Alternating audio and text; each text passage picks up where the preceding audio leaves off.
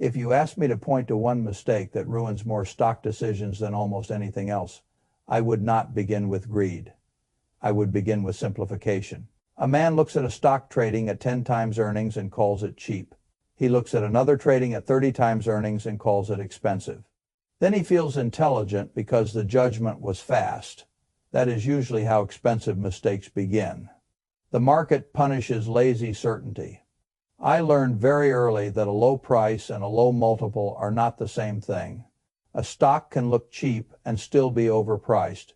If the business is weak, growth is fading, competition is intensifying, or the capital structure is doing the work that the economics should have done, and another stock can look expensive and still be a bargain if the enterprise is compounding quickly enough, allocating capital well enough, and building enough future earning power that today S multiple is less important than tomorrow S economics.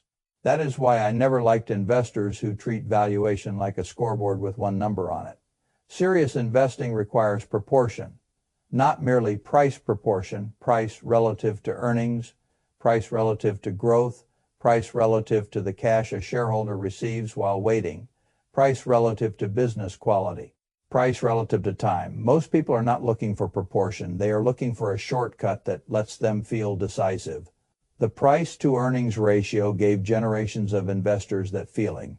It is famous because it is simple, and simple things spread quickly, because the human mind loves quick answers. What is the PE 10, good 30, bad? That sort of thinking is attractive in exactly the way fast food is attractive. It feels efficient. It rarely produces the healthiest long-term result. I am not attacking the PE ratio. It is a useful tool. Useful tools become dangerous when worship replaces understanding. The PE ratio is a door, not a verdict. It helps you ask whether the price attached to a business is modest, demanding, or absurd compared with the earnings the business is currently producing. That is a good starting question. It is not the final one. If a company earns $3 per S-share and the stock trades at $30, the PE is 10. That means you are paying $10 for each dollar of earnings.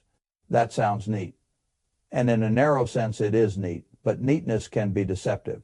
A business that earns $3 today and will earn $6 a few years from now is not the same business as one that earns $3 today and will still be stuck near $3 later. Yet the PE ratio treats them as if the present were the whole argument. It is not. The present matters, the future matters too. That is why so many investors buy what looks cheap and end up owning disappointment. They bought a low multiple, not a great business. And a low multiple wrapped around a weak future is not value. It is often a warning sign. I think one of the best habits an investor can build is suspicion toward easy labels. Cheap, expensive, safe growth, value.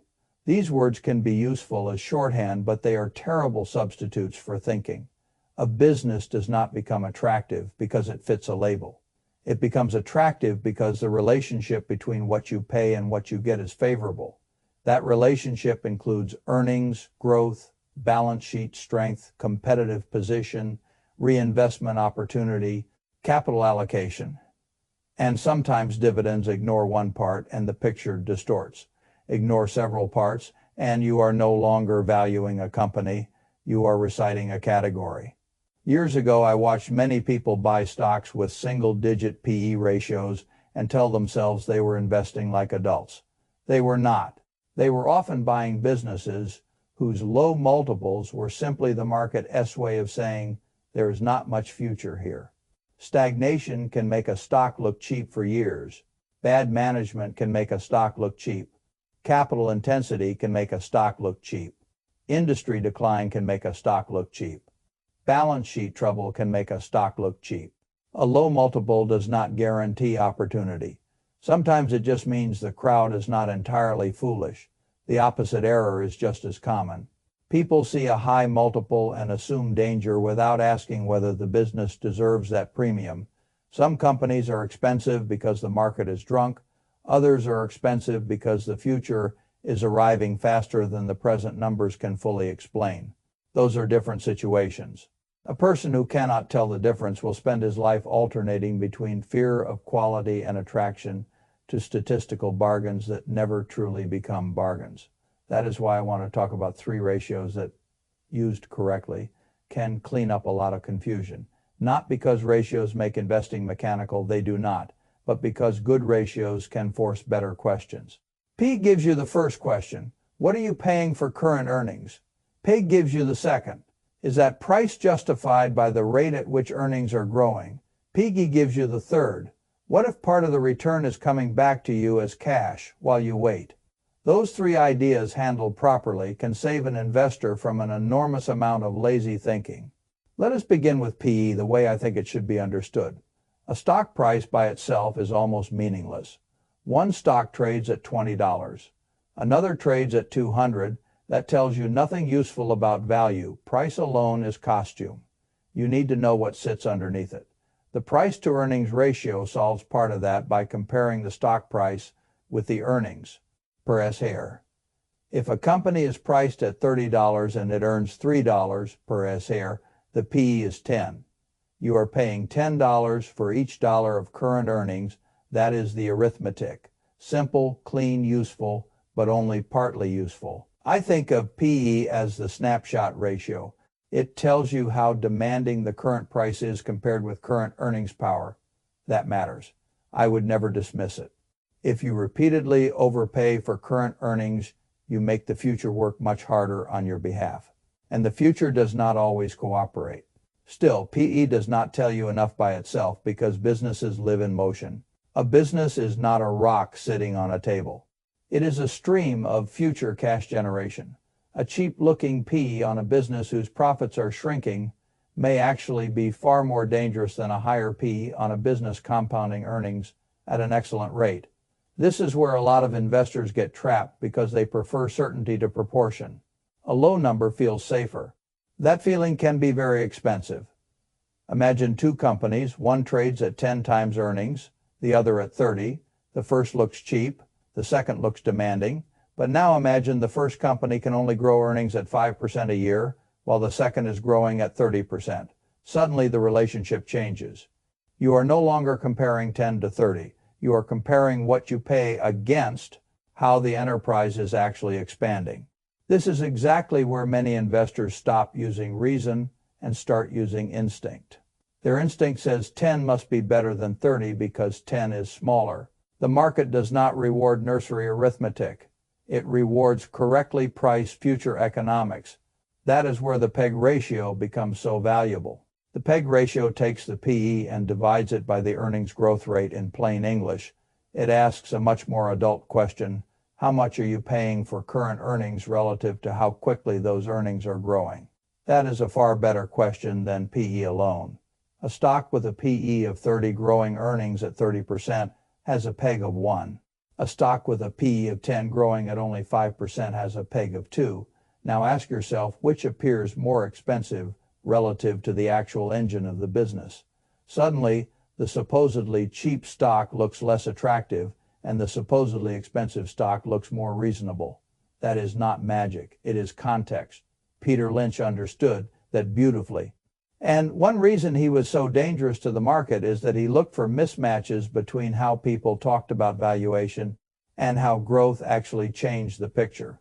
People love the comfort of a low multiple. They do not always ask whether the business deserves even that low multiple. A company can be cheap because it is broken, because it is mature, because it is cyclical in a dangerous phase, because management is weak, because the balance sheet is stretched, or because the market sees deterioration before you do. A company can also appear expensive because the growth is real, the runway is long, and the market, though often emotional, is not blind. This is why I have always believed that valuation should never be discussed without growth. Price is what you pay. Growth helps determine what that price will mean in a few years. You cannot skip either side. A man who worships low PE ratios can end up filling his portfolio with stagnant mediocrity. A man who worships growth without price can end up funding delusion at heroic multiples. The intelligent investor lives in the relationship between the two. Now, Peter Lynch did not stop there, and this is where the conversation gets richer. He recognized that growth is not the only thing helping shareholders. Dividends matter too. A business that grows earnings and also pays you cash while you wait is giving you a different kind of economic experience than a business that pays nothing at all. That is not a small difference. Cash in hand has value, not because it makes you feel old-fashioned, but because it changes the total return picture. If two businesses have identical PE ratios and identical growth rates, but one pays a meaningful dividend while the other pays nothing, the shareholder experience is not the same. One business is asking you to wait entirely for future appreciation. The other is paying part of the return in the present. That deserves recognition. This is where PEGY comes in. Take the PE ratio and divide it by the growth rate plus the dividend yield. Now you are not only asking whether price is justified by growth, you are asking whether price is justified by growth plus current cash return. That is a much fuller lens. Suppose a company trades at a PE of 30, grows earnings at 30%, and pays a 3% dividend. The PEG would be 1, the PEGY would be about 0.9. The stock looks more attractive because the shareholder is not merely promised future improvement. He is also receiving a present yield that is a real benefit. And it is one reason I think many investors fail to appreciate the total return picture. They focus on price appreciation because price movement is emotional and visible. Cash received quietly and reinvested feels less exciting. Excitement is not the standard. Economic value is the standard. If a company can grow and reward shareholders along the way, that deserves a better valuation framework than PE alone. I want to slow down here because this is where people can become too formulaic. A PEG or PEGY below 1 is not an engraved invitation from heaven. It does not mean buy blindly. It means look closer. The ratio is telling you the relationship between price, earnings, growth, and perhaps dividends appears favorable. Good. Now the real work begins. What is the quality of the growth? Is it durable or promotional? Is management credible? Are margins stable? Is the balance sheet sound? Is the industry becoming stronger or more competitive? Are the earnings real or supported by accounting smoke? Does the company have pricing power? Can the growth continue long enough to matter? No ratio can answer these questions for you. That is why I say ratios are tools, not verdicts. They are invitation cards to deeper thought. Used correctly, they narrow the field. Used lazily, they become crutches. I have always thought the best investing tools are the ones that force intellectual honesty. PE forces you to face price relative to present earnings. PEG forces you to stop pretending growth does not matter. PEGY forces you to admit dividends have value. Each ratio corrects a different form of laziness. That is why they are powerful together. Let me show you how an undisciplined investor misuses them. He finds a stock with a P of 8 and tells himself it is a bargain. He never asks why growth is dead, why the market is skeptical, or why the balance sheet is ugly, or he finds a glamorous company with 40% growth and a P of 70, computes a PEG below 2, and convinces himself any price is fine because growth is strong. That is just as foolish. The ratio is not there to rescue you from judgment. It is there to discipline judgment. Serious investing is never a formula with the humanity removed. It is a process of seeing relationships clearly enough that you can think rationally while others are clinging to slogans. This is why I admire what Peter Lynch did. He did not merely memorize numbers. He used them to expose mispricing between what a business was becoming and what the market assumed it already was. That is a different level of thinking. A cheap business is not one with a low PE. A cheap business is one where the price understates the future economic power available to the shareholder. That future power may come from growth. It may come from dividends. It may come from both. The ratio helps you locate the conversation. It does not finish it. Now, because I prefer practical thinking to academic neatness, let's put it how I would actually use these metrics. If I were teaching a serious but non-professional investor to think like an owner rather than a gambler. First, I would ask him to start with P because it forces humility about price. What is the market asking me to pay for present earnings? If the PE is very high, Then I know immediately that the business must justify that optimism somehow. If it is low, I know I should not become smug about cheapness. The market may have reasons. The point is not to decide in that moment. The point is to begin with a proper baseline. Second, I would move to the growth rate, not any growth rate pulled from a marketer's fantasy deck. A sober earnings growth estimate, historical where useful, forward where sensible, tempered by realism. Then I would look at PEG. Does the price make sense relative to the speed at which this company is expanding? If the PEG is comfortably below 1, I become interested, not excited. Interested excitement is costly. Interest is useful. If the PEG is far above 1, I want to know why. Maybe the market is excessive, maybe the business is exceptional, maybe the numbers are lying to me, maybe expectations are too rich. The ratio starts the interrogation. Third, if the business pays a dividend, I want PEGY because it restores economic completeness to the picture.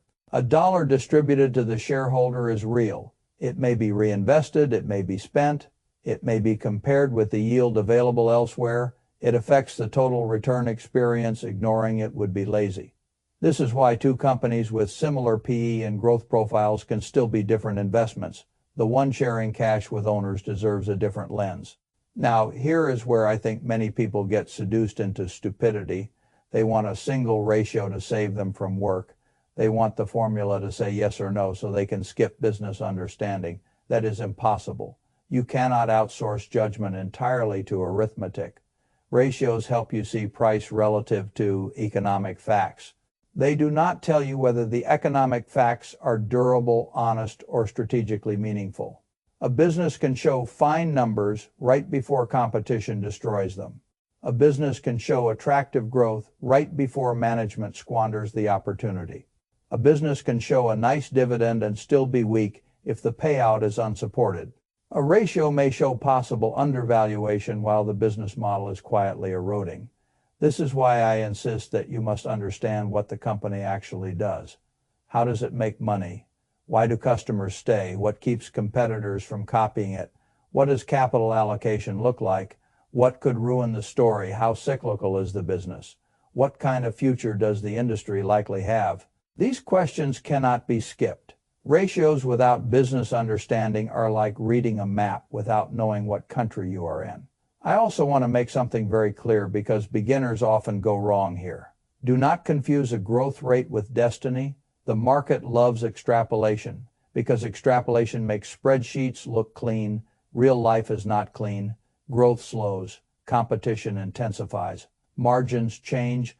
Acquisitions disappoint. Products age. Economies, cool managements make mistakes. A PEG that looks attractive on a future growth estimate can become very unattractive if the estimate collapses. That is why conservatism matters. You should never need perfection in order for the investment to work. Perfection is a terrible underwriting standard. The best investments usually have room for some disappointment and still remain acceptable. That is true in business buying just as it is in stock buying.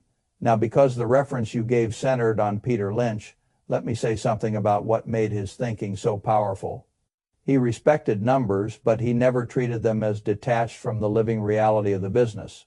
He understood that valuation was not a one-dimensional exercise. A stock with a modest multiple and poor economics could be a trap.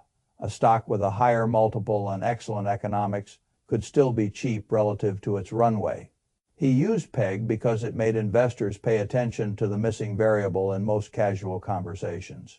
Growth in PEGY made the framework even more complete by acknowledging that dividends change the value proposition too. That is what great investors often do. They do not merely invent new numbers. They use numbers to make lazy minds do better work. I think every investor should ask himself an uncomfortable question. Do I prefer ratios because they improve my thinking? Or because they allow me to feel analytical without truly understanding the business? That question separates adults from children in finance. I have known many people who loved ratios the way school children love answer keys. They wanted the feeling of competence without the burden of ownership. That is not investing. That is cosplay. Real investing involves uncertainty. And ratios are there to improve your probability of being right, not to abolish uncertainty altogether.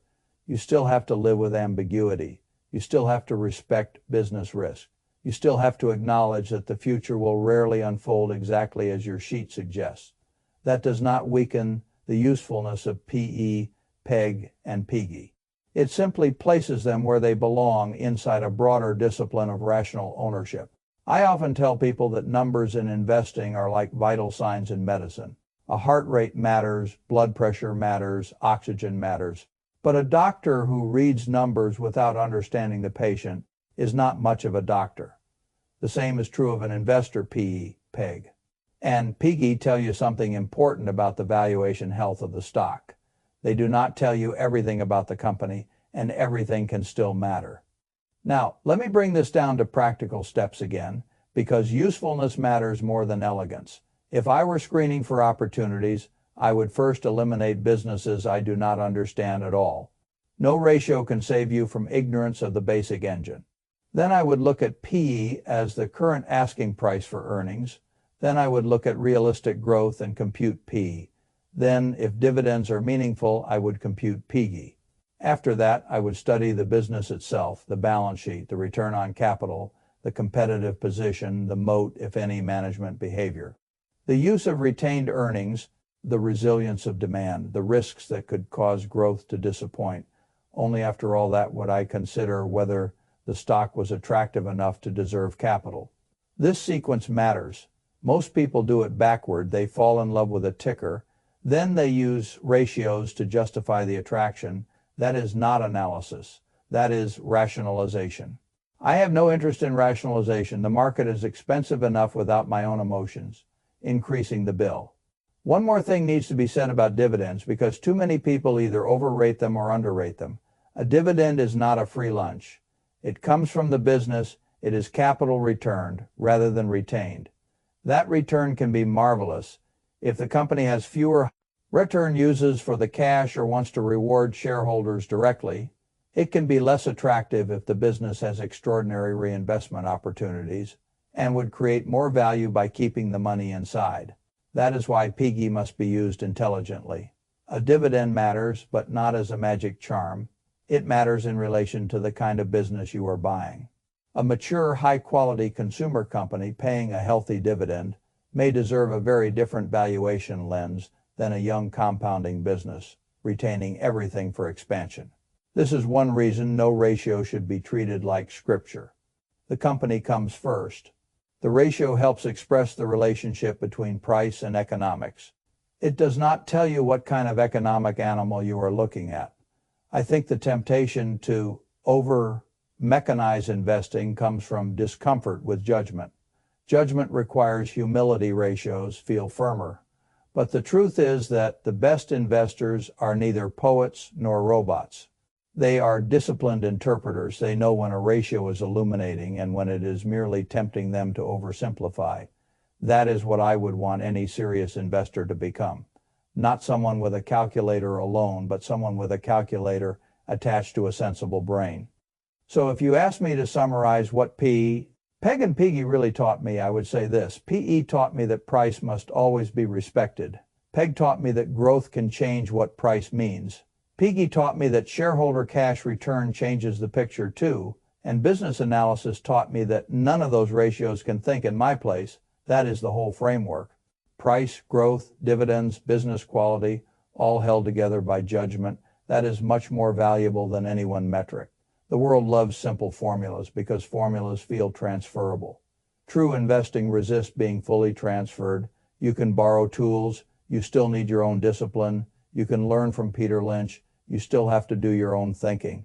You can calculate every ratio perfectly and still lose money if you misunderstand the business. That is why I care so much about keeping valuation married to reality. Reality is where returns come from. Not the spreadsheet alone. I want to end on something practical and slightly stern. If a stock looks cheap by PE, check the growth. If the growth makes it look cheap by PEG, check the dividend. If the dividend makes it look cheap by PEGY, check the business. If the business still looks strong, check your assumptions. If your assumptions still look reasonable, only then begin thinking about buying. That is how an adult approaches valuation, not with one number and a burst of confidence. With layers of verification, I have never believed that investing should be performed like a game show buzzer round. There is no prize for fast certainty. There is often a penalty. Slow thinking has made me a fortune. Fast reactions would have cost me one. That is why I respect these ratios so much when used correctly. They slow the mind down, they force proportion. They expose lazy judgments. They remind the investor that a stock is not simply a number on a screen, but a claim on a real business whose future matters enormously to what the price means today. Learn that lesson well, and you will not look at stocks the same way again. Not because a ratio gave you magic, because it forced you to stop thinking like a gambler and start thinking like an owner.